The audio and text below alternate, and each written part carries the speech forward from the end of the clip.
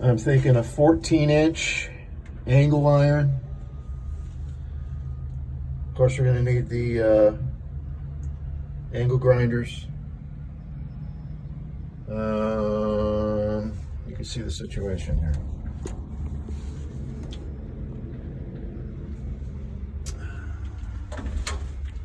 I need stuff in these corners, or at least the 3 corners. We'll need at least some bolsters for 3 corners.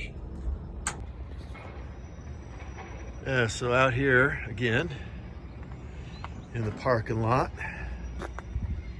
and the challenge is this.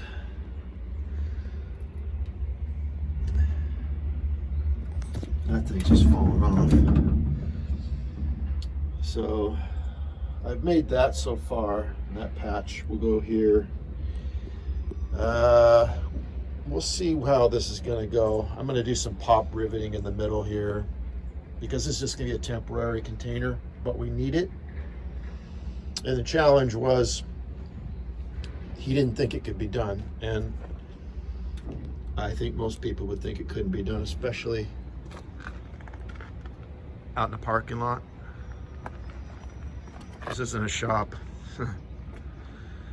But I like a challenge, and when someone says I don't think it can be done, that usually motivates me to do it. So let's see how this goes.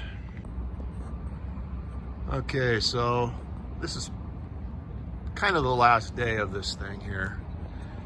Just been beating the crap out of me trying to get this thing done. Limited on supplies, and my Miller 141 welder, it needs to be cleaned out. I think I need to take the line out and blow it out, or it's just sputtering. It's not really giving me the performance that it should. I think it's just been abused too much. So, but I was able to get some halfway decent welds, at least functional. And you can see the kind of job this is. I'm trying to literally work on the ground here. Can't do a professional job. I don't have a shop to do this in. Trying to work on the ground. But I think I got this wheel bolstered up. Got that gap repaired. Found out yesterday, I don't know why I never thought about this before, but I was checking out my welder. It was sputtering and giving me some trouble, so I'm messing with it, and I'm noticing, wait a minute, my settings indicate that the only time this welder wants to work for me is when I'm working with 16 gauge material, or at least the welder is set for 16 gauge. Not even 14 gauge, 16 gauge. So I've been kicking myself over the years when I do some of these other welds.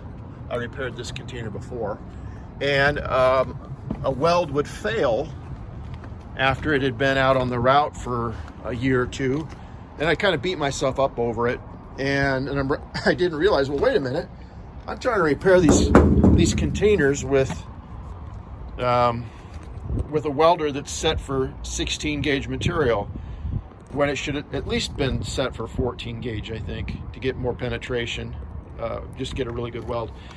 So the reason for this hack job is we only need this container to last, maybe another 5 dumps for an emergency. It was really far gone. You can see how, these wheels were all trying to cave in. The bottom was completely rusted, but my boss didn't want to invest $150 or more in the sheet that would go on the bottom. I didn't, obviously, either. And you can see all this corrosion. See how this container had been on fire at some point, and everything that had burned in the container wound up on the side of the container. So I had to get through that. You can see I had to get through that just to get to the metal to try and clean it so that I could get some penetration and, get a weld on there. So it's a funky job. I did a lot of pop riveting. These are car parts. As you can see, it really didn't want to weld up. The welder was sputtering to start with, But I made it work. I was given the challenge of, I don't think you can repair this. Maybe we should just scrap this. And I said, no, we need this container. We don't have enough containers. Someone's going to call and say they need one. I can do it. And that's just what I said. I can do it. And then I set forth to do it. And I got blue, but cheapest paint I've got. I'm going to spray the bottom so at least it looks uniform instead of looking like, Edward Scissorhands down here or whatever. So that's what I've been working on for a couple days, and got it done. Now, isn't that beautiful? In a trashy sort of way.